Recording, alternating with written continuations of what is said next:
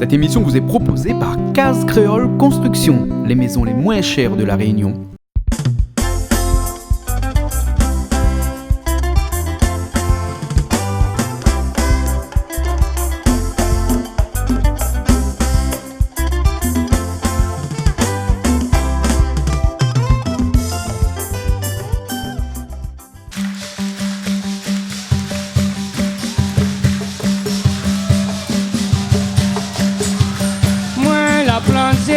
Dans la cour, la rose tous les jours. Nous sommes à Saint-Denis, ici, il est quinquina avec monsieur Hakiem. Et monsieur Hakiem, il est sculpteur sur pierre. Hein? Et il a une particularité, c'est que il sculpte beaucoup toute la mémoire de la Réunion, tout ce qui a fait que la Réunion aujourd'hui, il est comme ça, avec chargé d'histoire. Hein? Monsieur Hakiem, bonjour. Hein? Bonjour. Et merci de recevoir nous ici même chez vous. Hein? Et là, nous le bon chemin, parce que ici, au bon chemin, où il y a quand même une bonne pierre, les plus grosses. Hein? Voilà. Et c'est quoi cette particularité qu'on a en tant que sculpteur là?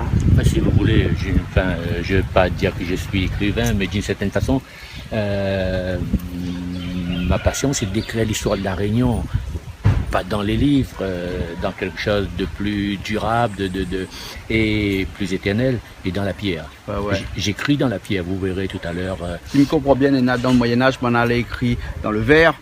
Hein? Après, on a ça écrit dans la pierre, hein? D'où la chanson. Oui. On a fait dessus. Ah, ou vraiment écrit dans la pierre. Au moins, comme ça, on est sûr que le temps peut passer. Hein? Et l'histoire est toujours là. Oui, hein? Le papier use, la pierre non. Tout à fait. D'emblée, j'ai envie de dire quelque part, j'ai croisé le regard de la méduse. Oui. Et la méduse m'a transformé un peu en pierre, même si je bouge encore. Hein.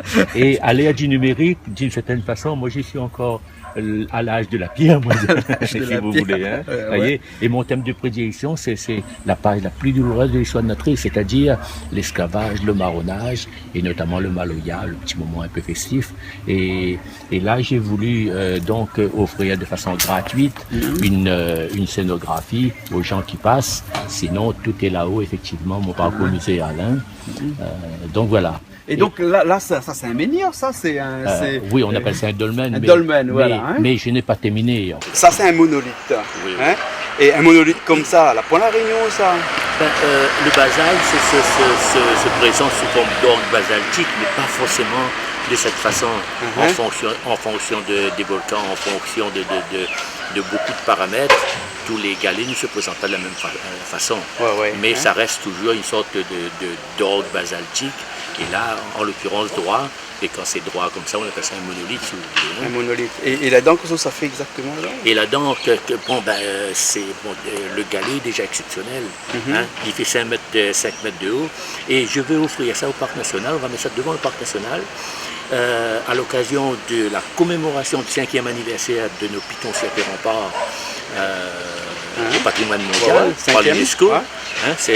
La décision est tombée le 1er août 2010 et là en 2015, c'est demain, à partir de demain, je vais écrire sur ce monolithe les moments les plus forts de l'histoire de la Réunion. Je reste dans l'histoire, moi. Ah bon, gravé carrément sur la pierre? Gravé en relief. En relief Carrément, c'est un peu plus délicat, mais... Ah oui, en relief, mais les plus difficiles de graver en relief qu'en creux. Enfin bon. J'ai envie de dire avec sans péril, on triomphe sans gloire. Et je vais donc commencer par, il y a différentes faces, n'est-ce pas? Je vais commencer par 1663, quand Louis Payen est venu avec le Dimalgache. Parce que, ça c'est la première chose qui est arrivée à la Réunion, hein? La première chose qui a marqué l'histoire de la Réunion. Oui, de façon conventionnelle, on a dit que ce sera Louis Payen. Il y avait déjà avant, on a décidé que Louis Payen, avec le Dimalgache, dont les Cercazes, j'en parlerai, j'aurai l'occasion d'en parler tout à l'heure. Eh bien, 1663, ensuite, la page douloureuse, vraiment, le Colbert qui a rédigé le Code noir en 1785, mais c'était bon pour les Antilles, ça a été adapté à la Réunion en 1723 pour la Réunion, les Bourbons en tout cas à l'époque. Et puis, je vais écrire aussi, après l'abolition, 20 décembre 1848, et ensuite, un moment très fort, c'est que à l'époque, la Réunion c'était une colonie, en 1946, on est devenu département français. En même temps que la Guadeloupe, la Martinique, les Antilles et la Guyane française. Ensuite, moment très fort, 2007, nous avons un parc national. Et c'est parce qu'on a eu ce parc national-là que ça nous a permis de travailler sur le Maloya qui est devenu en 2009, 2007 parc national, 2009 le Maloya devient patrimoine mondial. De 2010, nous quittons certains remparts qui portent les noms de grands chefs marrons, sont inscrits au patrimoine mondial également, mais j'ai envie de dire immédiatement que c'est incroyable.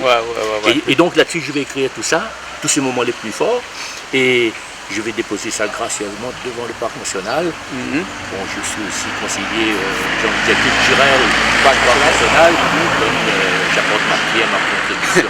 Puis à l'édifice, et c'est le cas de le dire. Hein. Sans ok, ben, très bien, alors ok, ben, on continue un petit peu la visite un peu là-haut alors. Nous allons monter. D'accord. Ok.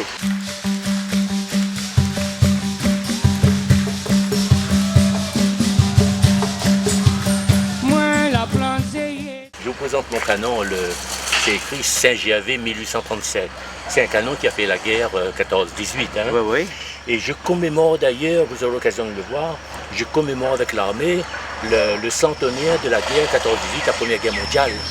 J'ai réalisé à cet effet-là le poilu de Mafat qui est au niveau du premier mausolée de la Réunion à Saint-Paul. Et là, je vais réaliser pour l'armée, de façon tout à fait gracieuse, sorte de promesse que j'ai faite au général des Fazoy actuellement et Franck Régnier, eh bien je vais réaliser le poilu de Bourbon. Et c'est quelqu'un de clairement identifié et tout, il y a toute l'histoire. Hein. Je ne vais pas m'étaler là sur le moment, mais voilà, donc je travaille sur 14-18. Et un canon comme ça pèse combien à peu près? Ah ben, c'est écrit même d'ailleurs 3 tonnes, c'est écrit carrément. Et c'est que de la fonte d'acier ça, hein? D'un seul bloc aussi, ça, hein, un peu comme une monolithe en bas, c'est un monobloc ici, que de la fonte d'acier. Hein. Ah ben, ce sont ces sortes d'alliages qu'on ne fait plus. Ça, ça c'est du métal longtemps, ça. C'est pas du fer actuel. Et ça, c'est des canons qui n'étaient pas installés dans des bateaux, ça, non? Alors, je ne sais pas exactement, mais voilà. Et c'est un canon qui appartient à la famille depuis des générations et des générations. Voilà. C'est vraiment une pièce de musée, ça, hein? C'est une pièce de musée de collection. Après, avec une valeur inestimable maintenant, hein? Mais c'est vrai qu'avec 3,5 tonnes ici, là, juste à l'entrée de chez vous, on risque pas de faire voilà lit, hein? Il faut le monde l'équiper, hein? Et couler pas là pendant un an, que il puisse être équipé pour niveau ça, hein? Parce que... Et tout le bois que nous voyons autour là, ça c'est du bois qui a été refait entre temps, ça. Hein? On refait entre temps, je dois refaire. C'est un travail constant. Hein? Moi, la plantée dans la cour, la rose tous les jours.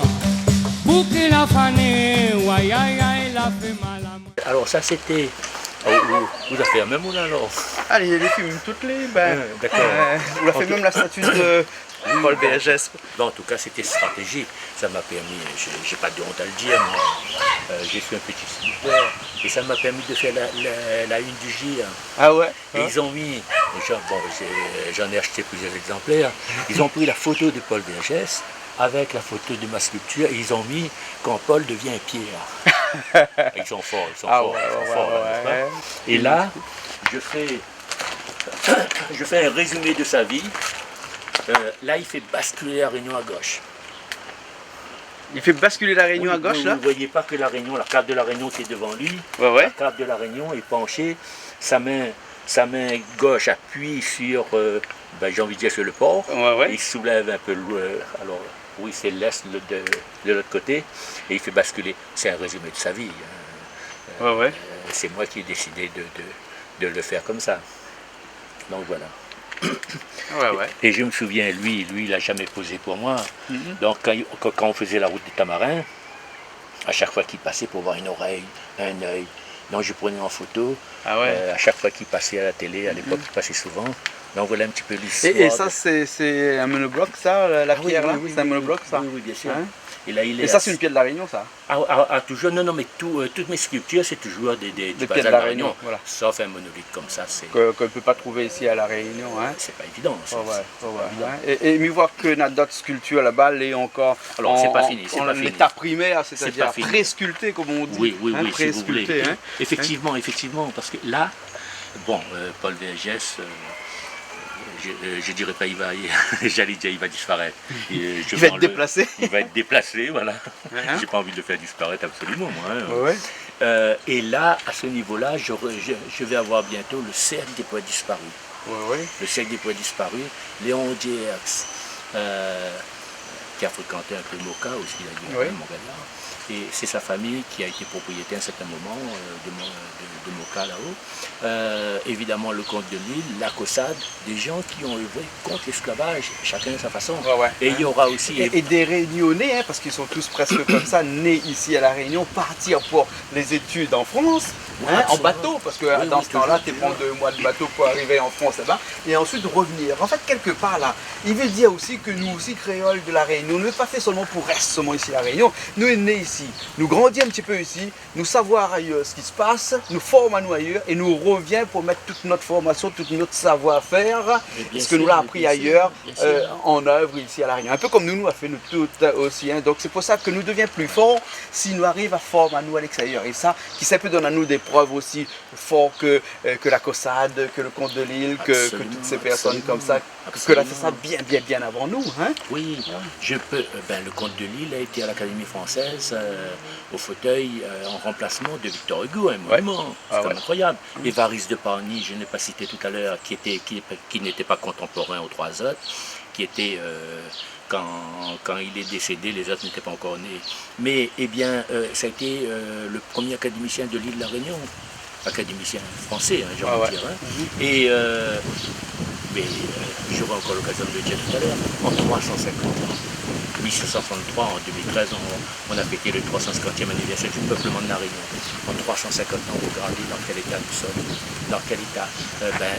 J'ai envie de dire, nous rivalisons d'égal à égal avec l'Europe, la métropole, n'importe quel pays. 350 ans seulement. Et 350 ans, c'est quoi? C'est, comme je le dis assez souvent, c'est 5 fois 70 ans. Autrement dit, c'est hier. Et là, aujourd'hui, on cause, on n'est pas comme des... on cause normalement. Nous avons produit en 350 ans, nous avons produit les plus grands hommes, de très grands hommes, je ne vais pas dire les plus grands de la planète, mais d'un niveau incroyable. Et il faut dire que La Réunion aussi, hein, un petit île comme nous, hein, nous avons la même quantité d'années d'existence comme l'Amérique. Que l'Amérique a 350 ans aussi. L'Amérique est une jeune colonie. Je n'ai jamais fait ce parallèle en fait. Exactement pareil. Pareil les Américains. Et nous sommes aussi chargés d'histoire. On dit souvent que les Américains sont toujours à la recherche de leur histoire parce qu'ils veulent fabriquer d'autres histoires. Parce que connaît l'histoire de France, tout le monde connaît. L'histoire d'Asie, tout le monde connaît. Ils sont même capables d'acheter des ponts. Ils démontent. Ils remontent. Ils achètent la Tour Eiffel, ils remontent chez eux. Ils ont envie de recréer leur histoire. Et bien nous, ici, on n'a pas besoin de nous recréer une histoire, nous avons notre histoire ici. On a notre histoire extrêmement riche, on aura encore l'occasion de voir tout à l'heure au fur et à mesure de notre parcours, effectivement. Moi, la plantée dans la cour, la rose tous les jours. Pour que la fanée, la fait mal à moi. Là, c'est la représentation du concept du péché original. Le péché originel. Alors, plutôt que de faire Ève, le pied de bois, le pommier, le serpent autour, Ève la grande croque dans la pomme, là je montre que le péché est consubstantiel à l'homme avec un grand H, hein, et en l'occurrence, bon ça du coup maintenant c'est pas de notre faute. C'est elle qui a mangé la pomme, c'est la femme, hein, pas nous. Hein. Pas nous. Non, pas nous. N'est-ce pas? Non, pas nous. Ah bon? Non. Et donc, alors, c'est une sculpture qui n'est pas très terminée. Là, manifestement, le serpent, il n'est pas terminé. Et il sera beau, le serpent. Eh bien, donc, je suis fier de cette réalisation parce que c'est pas toujours évident de représenter un concept. C'est abstrait. Et ça s'est ancré en nous, quand je dis c'est consubstantiel alors. Ou les marmailles, ou l'a pris un petit peu de sucre, les comme c'est, ou l'a pêché. Alors que Dieu Seigneur, ou l'a pris un petit morceau de sucre, ou l'a pris ça c'est pas un péché. Et pourtant, en tant qu'enfant, on a cette notion de péché. Et j'ai mis ce péché originel sur une balance ancienne, une grosse balance ancienne, c'est pour montrer le poids du péché. D'accord. C'est subtil quand même, hein? Là, vous comprenez. Ouais. C'est pourquoi je suis content de vous montrer cette sculpture, même si elle n'est pas finie dans les règles de l'art telles que je le souhaite. Mais je le ferai. Mais où ça, où tire toutes ces idées-là, la manière où pèse ça, la manière où calcule ça, où ça tire ça? Ben, c'est une réflexion poussée.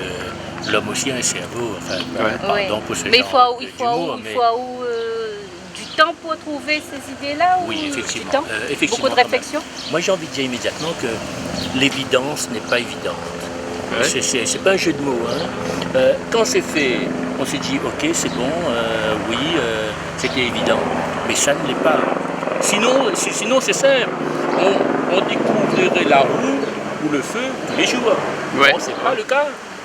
L'homme a pris des siècles et des siècles pour inventer juste la roue. Vous voyez, aujourd'hui, personne ne s'interroge encore sur quelqu'un qui pousse une brouette. Donc, j'insiste pour dire que l'évidence n'est pas à la portée, je ne dirais pas de tout le monde, mais je veux dire c'est pas évident. Je me répète un petit peu, mais j'insiste là-dessus. Voilà. Et en tant que sculpteur, on doit être aussi un petit peu philosophe sur les bords. Je ne sais pas. Les bords du carré ou les bords du rond, on ne sait pas, hein, mais bon. J'ai envie de vous dire, vous me forcez un petit peu la main, j'ai envie de vous dire que j'étais psychologue quand même. Ah bon, d'accord. Hein. Voilà. Bon, ça ne veut pas dire... C'est pour ça, depuis tout à l'heure, Midi comme ça, que nous sommes bien entendre. Non, mais on l'a vu comment les rend de tête depuis tout à l'heure. Mais il n'y a pas dit. C'est pas pour autant. Bon, tout le monde a un cerveau, on essaie de l'utiliser un petit peu au maximum. Forcément. En fait, c'est un petit peu comme tout le monde a un ordinateur et tout le monde ne fait pas la même chose avec cet ordinateur. Voilà, bon, si vous parlez de l'ordinateur, là, je ne suis pas compétent du tout. Quand le soleil lève au matin, et toi il transpire, dis la moi la versée à terre la peau fait pousse-poussa.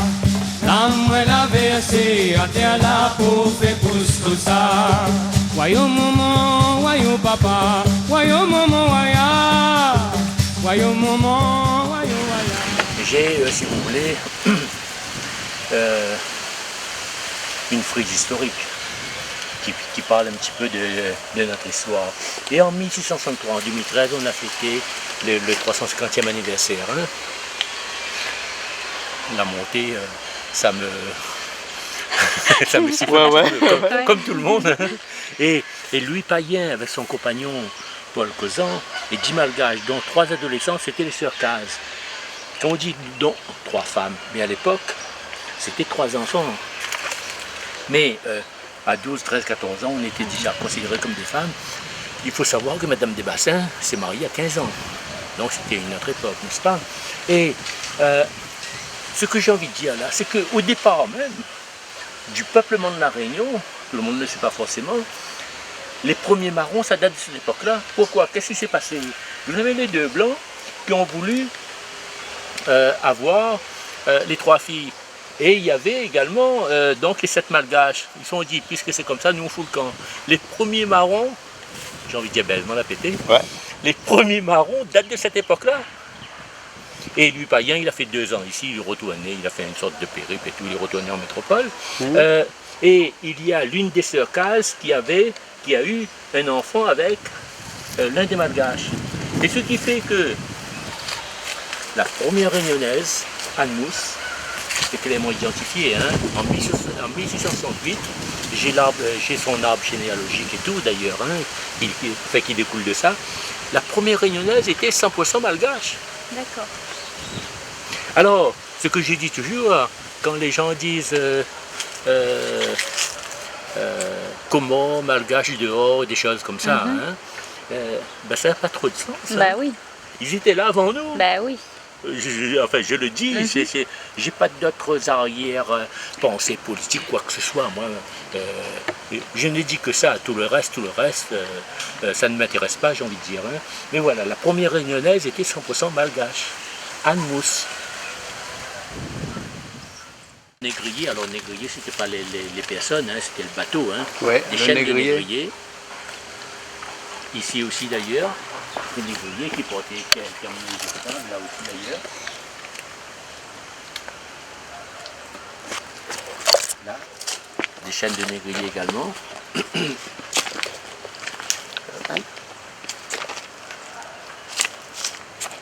Et vous avez ici une vieille hanche de négrier. qui a fait la guerre, j'ai envie de dire. Hein. Mais où s'en retrouve toutes bonnes vieuses affaires comme ça en métal, comme ça là ici? Alors voilà une vieille lampe de négrier. Non, mais j'ai toujours été passionné, si vous voulez.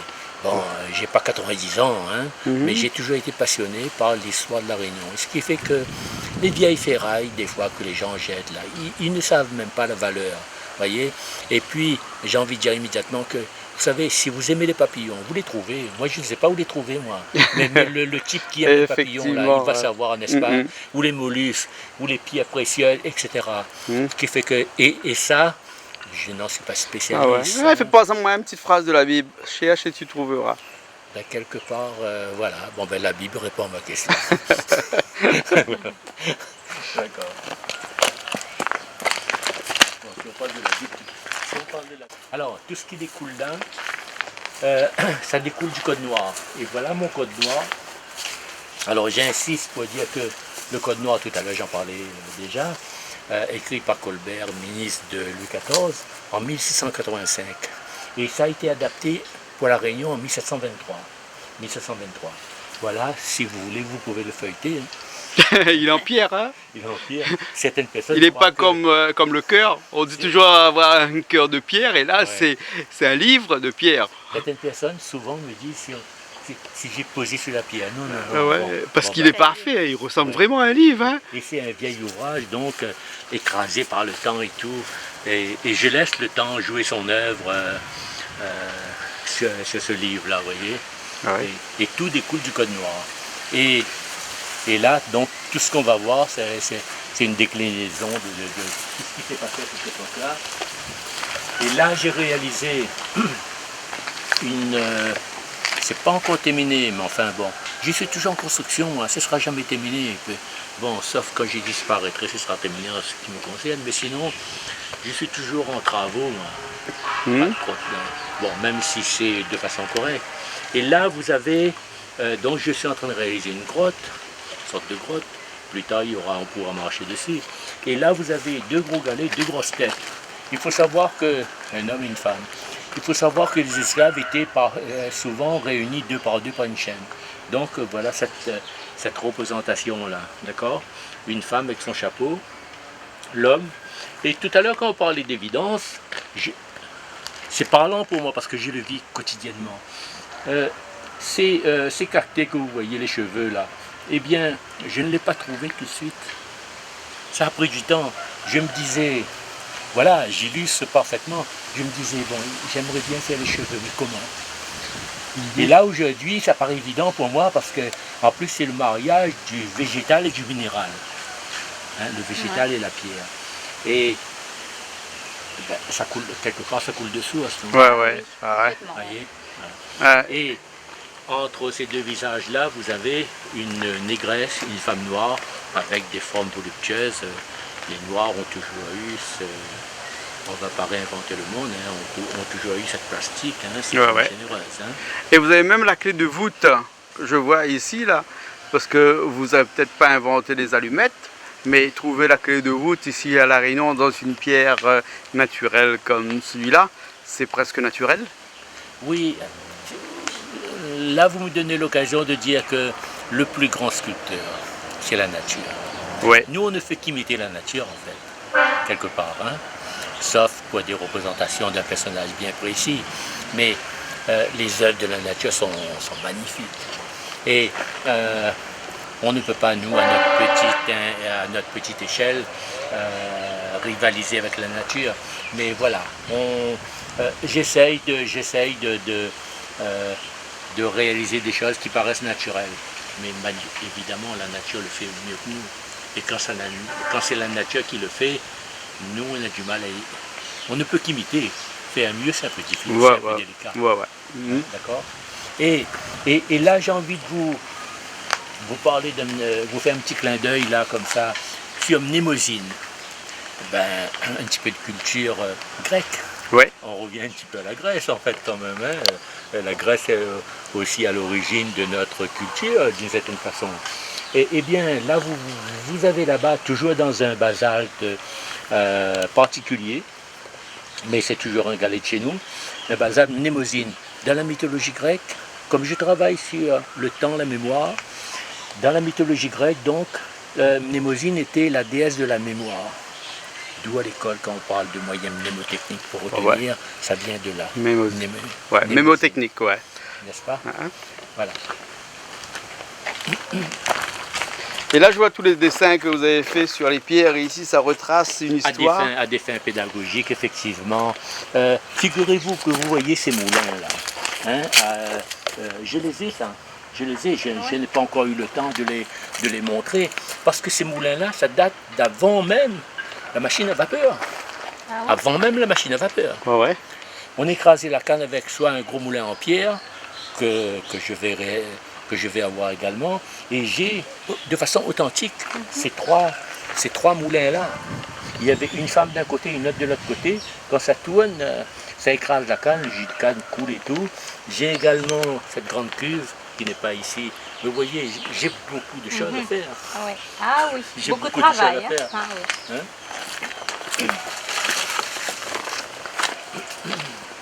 Il paraît que lorsqu'on a un fouille à pain dans sa cour, on ne meurt jamais de faim. Votre culture me dépasse.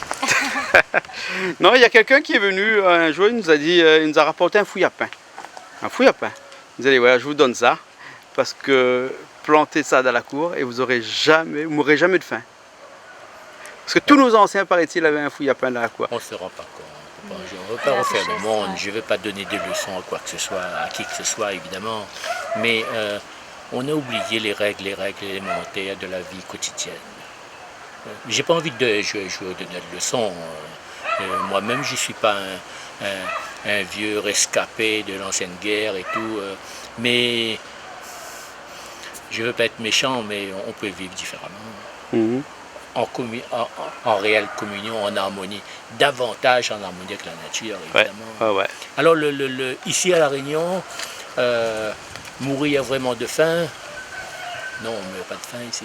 Ou bien on ne sait pas comment se débrouiller parce qu'on a oublié les repères, certains repères, mais sinon, non. J'ai envie de dire non, je suis désolé, je le dis comme je le pense. Hein. Et c'est tant mieux. Il y a des gens qui meurent vraiment de faim. Ailleurs, mais pas ici. Et on a reçu des Africains, des Africaines récemment. Ils nous ont dit chez eux, ils plantent toujours le manioc. Parce que quand on a du manioc chez soi, on ne meurt jamais de faim aussi. Parce qu'on mange les feuilles, on mange les racines, on mange tout. Et qu'est-ce que tu avais dit toi? Que le manioc c'est comme le cochon. Ils mangent tout dans le cochon, ils jettent pas rien. Ben, le manioc c'est pareil. Voilà. Donc c'est des repères que l'on... On a perdu tous ces repères-là. Voilà. Et bon, il y a des gens qui militent, qui travaillent dans ce sens. Mais le jeune aujourd'hui, quel est son principal intérêt? Il marche dans le chemin, il ne regarde même plus les voitures là où il marche, et il est en train de pianoter toute la journée. Il arrive chez lui, il pianote toujours. Il mange à table avec ses parents, il pianote toujours. Ouais. J'ai pas envie de m'étaler sur ce point-là. Je veux me créer des ennemis. Ok, d'accord. Parlons sculpture alors.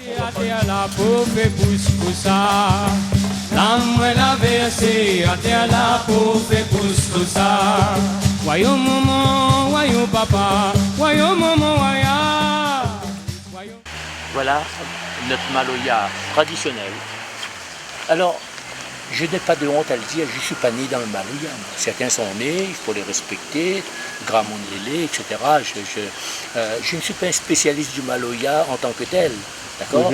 Je n'ai jamais chanté un maloya dans le sens, je ne suis pas compositeur de maloya, moi. Mais voilà, bon, et puis chacun son domaine. Moi, voilà ce que j'ai fait. Moi, je le traduis dans la pierre, de façon indélébile, d'une certaine façon. Et alors, ma scénographie, elle est présentée sous forme de, que ce soit les joueurs ou les musiciens ou les danseurs, en forme de rond, parce qu'en fonction de l'exposition, on rentre dans le rond. Ouais. D'accord. Ça prend du sens à cet effet-là. Et le fait que depuis le 1er octobre 2009, le maloya est reconnu patrimoine culturel immatériel, parce que ce n'est pas une matière, mais c'est une danse, c'est un comportement, eh bien, j'ai mis le maloya sur un plateau, si vous voulez, vous voyez, d'où ce support surélevé là. Et là, on donne bien le maloya. Vous voyez? Un maloya traditionnel, C'est-à-dire, vous avez encore le bob, vous avez... Ça commence à revenir le bob. Mais enfin, pendant pas mal de temps, il était carrément inusité, oublié. Vous avez le timba. Le timba, bon ben, on ne l'utilise pas.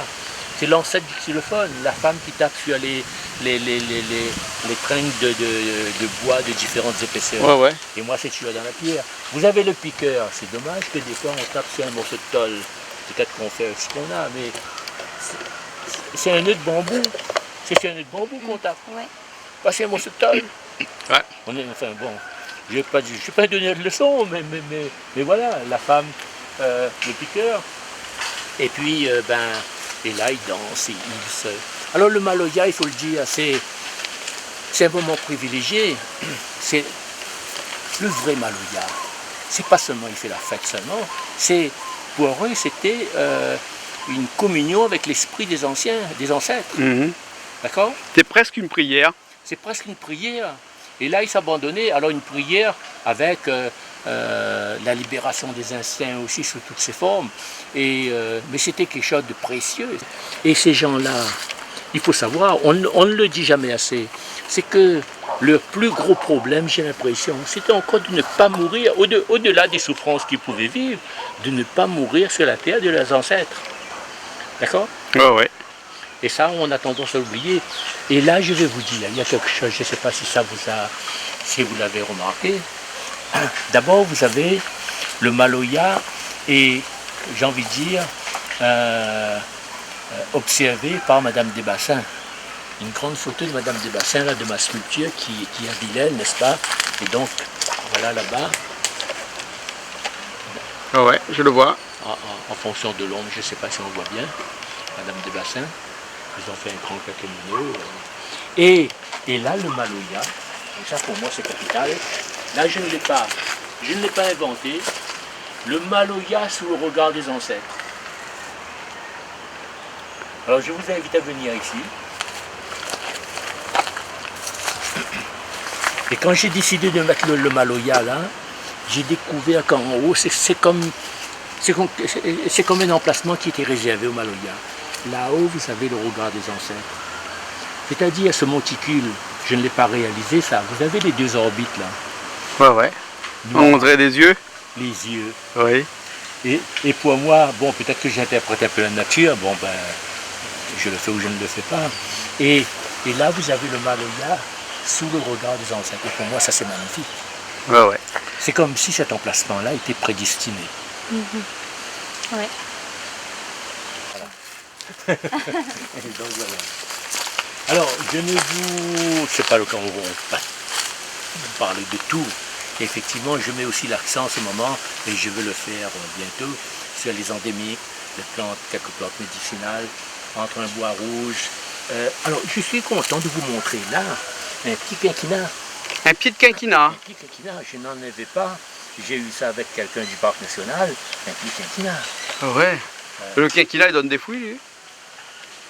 C'est un arbre. Ben, j'ai envie de dire, c'est un pied de bois. Ouais, ouais. Alors, je ne suis pas spécialiste du quinquina, Oui, oui. mais je suis content d'en avoir un déjà. Hein, Ouais, ouais. d'accord? Et un bois de senteur. Alors, celui-là, c'est un bois de senteur blanc. Alors, certaines personnes, ça y accorde à où? Certaines personnes, il dit que ce pied de bois-là, ça y accorde à où tous les pouvoirs. Si vous n'avez fait le pied de bois, ça y enlève. Ça allait contre les mauvais esprits, ça allait contre toutes les affaires. Enfin, chacun sa croyance. Ouais. Donc, voilà un petit peu.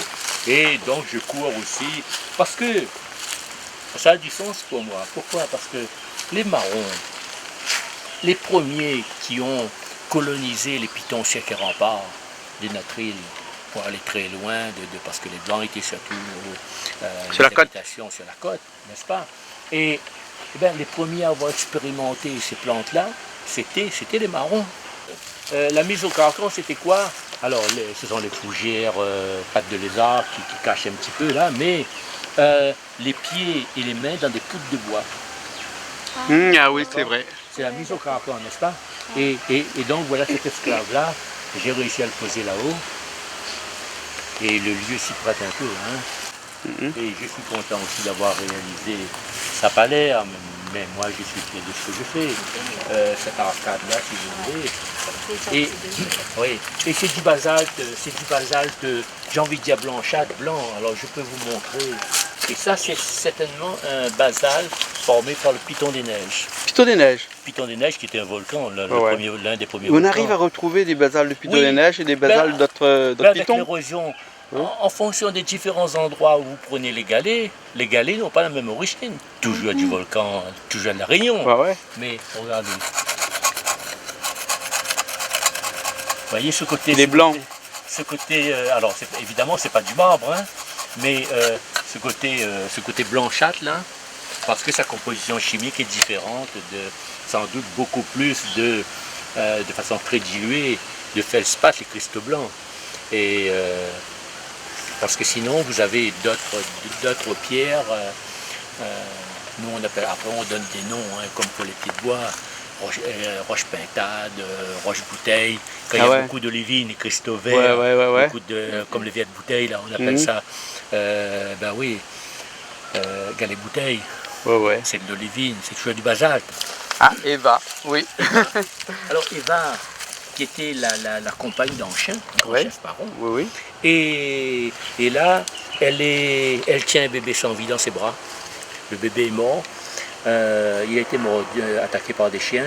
Elle-même, elle a été mordue.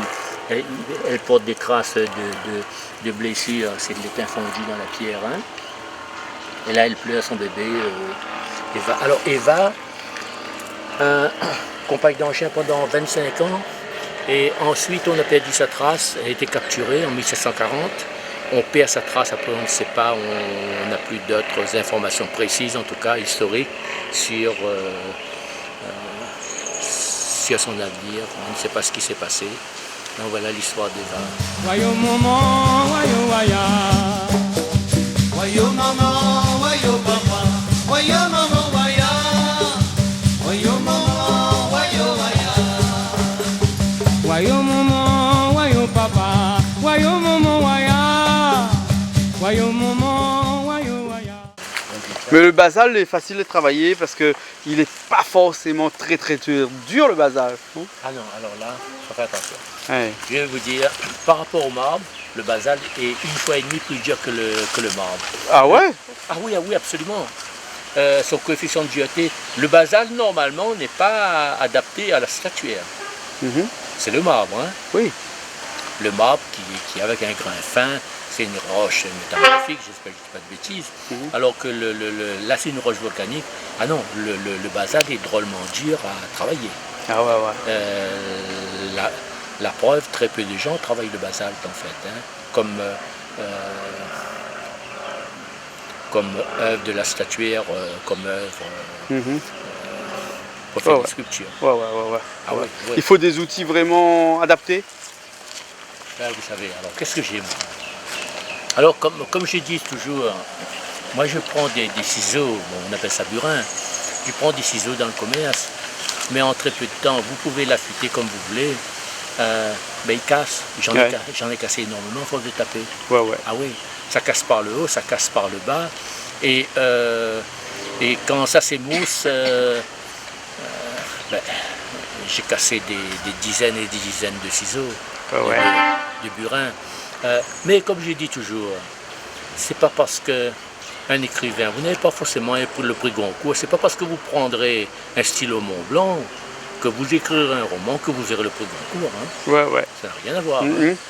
Vous ne voyez aucune allusion par rapport à ma personne, mais bien enfin, sûr. je le dis. Wayo maman, wayo waya. Wayo maman, wayo papa. Et là, je vous présente Marianne.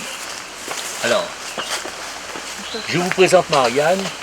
Alors, c'est pas Marianne qu'on voit sur les timbres-poste, quand on prend les plus jolies femmes de France et de métropole, et puis on met leur profil sur les timbres-poste. Marianne, c'était la fille d'Anchin, et elle a été la compagne de Simon Def, toujours grand chef marron, et puis ton Simon Def.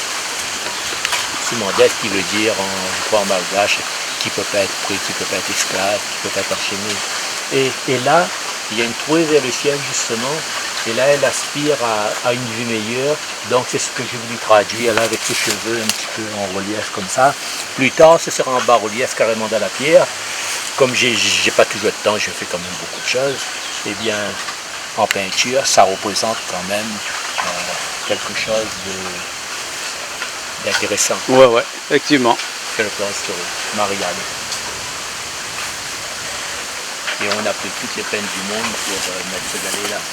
Ah oui. Alors, si vous voulez une sculpture en cours d'évolution, effectivement, vous avez la corvée de maïs. Une femme en train de mou de maïs. Alors, elle n'est pas finie, mais je sais que cette femme-là sera jolie plus tard. Hein. Et quand ce sera fini, il faudra que, comme pour le code noir, là, que les gens croient qu'on peut enlever le moulin. Ça, j'adore, ça crée cette impression. Ouais. Et là, je me fais plaisir là-dedans. Ouais. Franchement, hein. Je me fais plaisir et je sais qu'elle sera belle hein, quand ce sera fini. Hein. Elle sera jolie. Ça me donne l'occasion de vous dire que devant le pont de la rivière des Pluies, le pont neuf, même si c'est le plus ancien du coup, hein, le pont métallique, il y a la corvée d'eau, la femme qui tient son seau, une noire également. Et ça, c'est notamment en hommage à tout ce qu'on a vécu, maman qui allait chercher de l'eau, nous on a vécu à côté de la rivière des Pluies, ben, longtemps on allait chercher de l'eau, on pas robinet.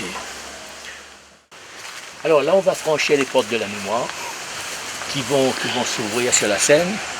Alors c'est une histoire, j'ai envie de dire, à caractère davantage universel. Voilà un homme avec ses apôtres qui a pris son dernier repas et cet homme-là, on l'appelait Jésus. Et pour moi, c'est une œuvre culturelle d'un moment culturel. Je ne suis pas un religieux, c'est pas des fins religieuses que j'ai fait la scène. Hein. Et donc j'en parlerai davantage. Hein. Et d'ores et déjà, ce que je peux dire, c'est que on a sorti un ouvrage avec Jean-François Samelon. Lui, c'est un vrai écrivain, si je puis dire. Moi, Un historien? Écrivain. Oui, écrivain. Il ne se considère pas comme un historien, écrivain. Et on a sorti Les Portes de la mémoire, qui porte sur les sculptures de Jean-Michel Marco-Hakiem, hein, les sculptures. Et il n'y a pas la scène, hein, il n'y a pas la scène dans cet ouvrage. Je veux montrer cet ouvrage. D'accord. Donc on va y aller. Dans mon dos, sentez la victoire dans le ciel, il peut en gobe là-haut là. Mi mando mo douleur, Richemba anana belta. Mi mando mo douleur, Richemba quel gros ciel ta. Wayo maman, wayo papa, wayo maman, wayo maman, wayo. La scène, alors pourquoi j'ai fait la scène? Parce que ça n'a jamais été fait. Et j'ai envie de dire que si quelqu'un pouvait faire la scène, pas Léonard de Vinci, lui il a fait un tableau. Oui, il a fait un tableau, c'est très connu la scène. Chose parce que c'était un esprit très ouvert, une sorte d'esprit universel. Considéré un peu comme un savant à l'époque, avec toutes ces machines. Il était bouillant d'ingéniosité, si vous voulez. Et Michel-Ange a travaillé sur le tombeau de Jules II, travaillé pour les papes, donc Michel-Ange aurait pu faire la scène. Dans des plafonds. Mais il ne l'a pas fait, notamment le plafond. Il faisait de la sculpture aussi. Et donc, après avoir interrogé l'histoire, sachant que ça n'a jamais été fait, eh bien, je me suis dit, je vais faire la scène. Parce que, je le dis là, je ne suis pas dans l'imitation. Je ne cherche pas à imiter, je fais quelque chose, soit notre histoire ou bien quelque chose qui n'a jamais été fait. Sinon, c'est pas nécessaire, ça devient inutile. Je ne suis pas dans l'imitation. Hein. Et alors,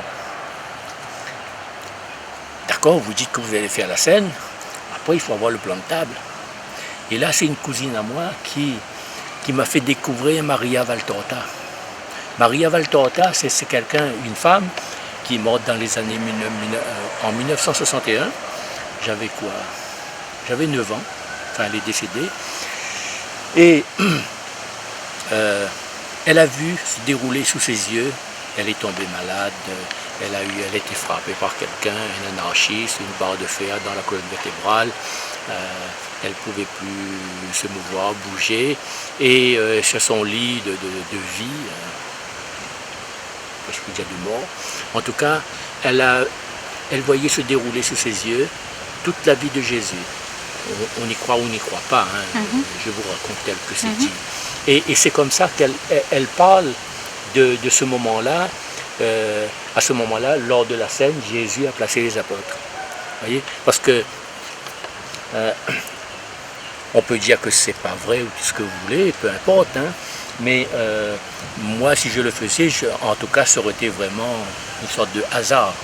Et là, je sais que d'après Maria Valtorta, Jésus a placé ses apôtres de telle façon. Et vous avez donc Jean. Vous avez Jean, qui était le 4e évangéliste, qui tient l'évangile dans ses bras. Ouais. Alors moi, je ne suis pas dans la provocation. On n'est pas avec Da Vinci Code, là, hein. C'est pas Marie de Madeleine, je ne suis pas dans la provocation, ça ne m'intéresse pas. Hein. Je ne suis pas historien, je ne suis pas archéologue, mais j'essaie de me rapprocher le plus possible de ce moment-là. Voilà le résultat de ce travail. Ensuite, vous avez Pierre qui s'appelait Simon, mais Jésus l'a appelé Pierre, et plus tard Képha, plus tard c'est cette pierre, il va bâtir son église, une sorte de jumeau. Après, vous avez Simon là-bas, Simon le lépreux, Jésus l'a guéri de la lèpre, et c'est pourquoi je l'ai réalisé dans un basalte assez troué. D'accord? Ensuite, vous avez Jacques le Majeur. Et Jacques le Majeur, c'est le frère de Jean. Il a 1 an, il est âgé de 1 an de plus que Jean. Ensuite, vous avez André, et André était également le frère de Pierre. Et tous les 4, ils étaient pêcheurs sur le lac de Tibériade, et c'est comme ça qu'ils ont été enrôlés et qu'ils ont suivi Jésus. Hein, voilà cette histoire-là. Et c'est lui qui est à l'origine des chemins de Compostelle. Et dernièrement, le train, il y a quelques années, le train qui déraille, les gens qui étaient en pèlerinage et qui sont morts et tout, eh bien, ça a remis un petit peu en lumière Jacques le Majeur à l'origine des chemins de Compostelle. Et vous avez Jacques le Mineur, vous avez là-bas Jacques le Mineur. Ensuite, vous avez Barthélemy là-bas. Avant de faire la scène, je n'ai pas de honte à le dire, je ne connaissais pas le nom de tous les apôtres. C'est pas forcément Pierre, Paul, Jacques, Philippe. Hein. Matthieu, Marc, Luc et Jean. Oui, quand les 4 gens disent ça, évangélistes. je dis, Paul, à ce moment-là de la scène, Paul n'était pas là, il n'y avait pas Paul. Hein. Vous avez Jude. Et Jude, il est en colère. C'est l'un des seuls à ne pas regarder Jésus. Hein. Vous voyez, dans le regard tourné vers Jésus, il a envie de corriger Judas. Parce qu'à ce moment-là, tout le monde sait que Judas a vendu Jésus pour 30 deniers.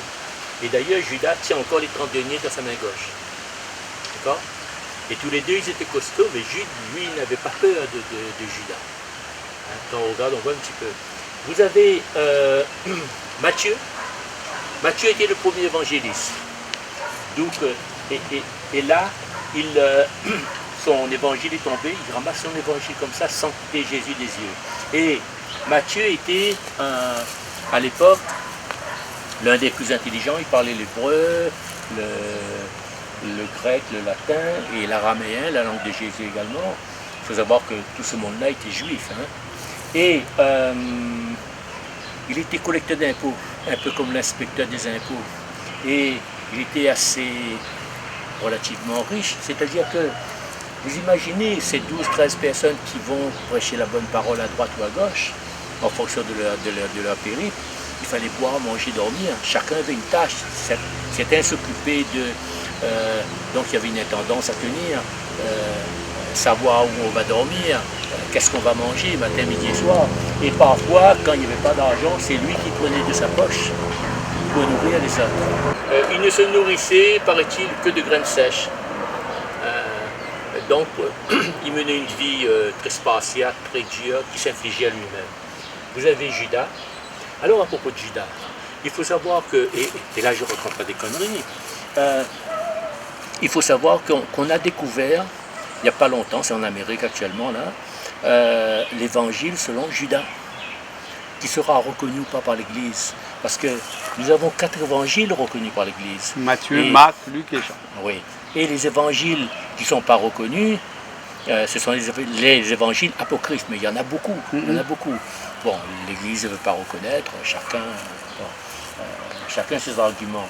Et dans cet évangile-là, apparemment, il est dit que Judas ne voulait pas vendre Jésus. Et c'est Jésus qui aurait insisté pour lui dire, il faut que la parole de Dieu se fasse. Si lui n'accepte pas, comment toute cette histoire prédestinée va se dérouler? Oui, c'est bon, c'est complexe en fait tout ça. Hein? Et moi je le dis, j'ai envie de dire sans état d'âme, je cherche pas je ne fais pas de prosélytisme, je ne cherche pas à convaincre, j'ai pas il n'y a pas de sentiment religieux là-dedans, hein? Je ne suis pas un religieux, hein? On est bien d'accord. Hein? Et après vous avez Thomas. Alors Thomas c'est le doute, et là je l'ai fait comme ça, il réfléchit. Vous voyez le doute, ce sentiment de doute, il faut le traduire dans la pierre, c'est ce que j'ai fait. Et vous avez enfin Philippe. Philippe qui dit à Jésus, qui fait signe à Jésus, ça, lui, ça la vend à où là? Vous voyez son doigt, même Jésus, voilà, un petit peu hein? Et vous avez 3 tables, même si on ne voit pas les rajouts. C'est pourquoi 3 tables, toujours du basalte hein, en pierre. C'est pour symboliser la Trinité, le Père, le Fils, le Saint-Esprit. Et il y a un seul socle unique, et tout ça pour symboliser le monothéisme, le Dieu unique en même temps. Vous voyez, c'est un Dieu en 3 personnes, le Père, le Fils, le Saint-Esprit. Et j'ai voulu, si vous voulez, traduire l'esprit de l'époque. On ne peut pas parler d'historicité, on ne peut pas parler d'archéologie, mais enfin, là on n'est pas dans les ordres de la République ou les ordres du Vatican où tout brille, il n'y a pas de l'or, il n'y a pas de marque qui brille. Et je reste persuadé que je suis davantage plus près de la réalité de la vie de Jésus, de cette époque-là. D'accord ? Alors, il faut savoir que la scène, la Ultima Cena, le dernier repas, qu'est-ce qui se passait? Pour la chrétienté, je me demande si ce n'est pas le moment le plus important en fait. Pourquoi? Parce que Jésus sait qu'il va mourir. Là, on est jeudi soir. Vendredi, il sait qu'il va être sur la croix. Et là, il institue l'Eucharistie. Imaginez que vous allez mourir, qu'est-ce que vous allez faire? Vous allez dire les choses les plus importantes. Là, on n'attend pas demain, là. C'est pas demain, c'est pas après-demain, c'est aujourd'hui. Tout ce que vous n'avez pas pu dire. Et c'est à ce moment-là qu'il a institué l'Eucharistie. D'où l'importance, la communion. Autrement dit, la perpétuation de ce moment-là, c'est tout ce qu'on vit lors de la communion. Quand le curé, avant de donner l'hostie, le pain, le corps du Christ, de cette façon, il bénit le vin et le pain. Donc la communion, l'Eucharistie. Et à ce propos, normalement pour la Pâque juive, il n'y avait pas de levure, il n'y avait pas de levain dans le pain. Le pain ne montait pas. Et là je suis content de montrer le pain, le gros macacha créole. Ça c'est ma touche personnelle. J'y tenais vraiment. Normalement le pain n'était pas comme ça. Et là c'est notre gros macacha. Encore une fois, je me répète, mais je suis content. Et j'ai mis, à cette époque-là, il n'y avait pas la croix. Le signe de la chrétienté, ce n'était pas la croix. Ça a été des siècles après. C'était le poisson. D'où le poisson comme forme de croûte sur le macacha, le poisson. C'était le signe de la chrétienté. Et le vin était dans une sorte de coupe de cette façon-là, de cette forme-là. C'était pas la coupe de champagne ou la coupe de football qui brille en calice ou qu'on voit dans les tabernacles. Ça avait cette forme-là. Là, j'en suis persuadé. Et donc, c'est une façon de coller au plus près de la réalité. Et on pourrait parler pendant des heures, mais alors après, il y a plusieurs lectures. On peut lire de façon religieuse, on peut lire de façon, j'ai envie de dire, un petit peu ethnologique, où on peut voir là-dedans les 12 fils de Jacob, les 12 tribus d'Israël. Vous voyez, en fonction de la culture qu'on a, n'est-ce pas? On peut voir aussi, si on s'attache à l'être humain, on peut voir autour de cette table tous les sentiments humains. La colère, l'amour, la peur, la rage, la trahison, le doute. Vous voyez, il y a tout ça. Voir la dénonciation aussi, bon, ça c'est pas de sa faute. Donc voilà un petit peu. Et là, Jésus, toujours dans un basalte rouge, toujours notre galet à nous. Moi, je travaille notre galet de la Réunion. Et là, il calme tous les autres. Il sait qu'il va mourir. Et évidemment, il a peur, il appréhende ce moment. Mais il calme tout le monde pour dire que ne vous inquiétez pas, Mon royaume n'est pas ici, mon royaume, je vous attends dans mon royaume. En fait, il est déjà en communion avec son Père, d'une certaine façon. Il est déjà ailleurs, quelque part. Hein? Les portes de la mémoire, ça c'est autre livre, hein? Avec un recueil de toutes les sculptures qu'on a fait entre-temps. Hein? Oui. Et puis après, un petit mot de pas mal d'écrivains ici, la cause un petit peu sur de bonnes sculptures. Et je suis fier, moi, mais c'est un honneur pour moi de participer, de collaborer, de réaliser, de mettre sur pied, de participer à cette histoire de notre île, de la Réunion. Mais c'est un honneur, c'est une chance. C'est comme ça que je la prends. Hein.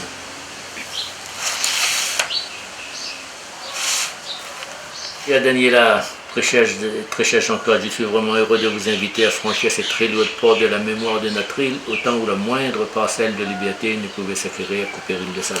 Voilà, c'est avec plaisir que je vous offre ça. Merci beaucoup. Merci, ça fait plaisir. Merci. À nous aussi. Et moi, si j'aurais quelque chose à dire, c'est que les moments de rencontre, d'exception que l'on a aujourd'hui est un moyen pour la mémoire, surtout notre mémoire, d'accumuler des connaissances à jamais perdues. C'est tellement bien dit que je n'ai plus rien à rajouter. Et voilà, voisinage, les fini. Nous remercions beaucoup Monsieur Hakiem, sculpteur de pierre, d'avoir fait découvrir à nous un petit peu l'histoire de la Réunion à travers la pierre, le galet. Voilà, nous vous autres à bientôt dans une nouvelle émission Voisinage.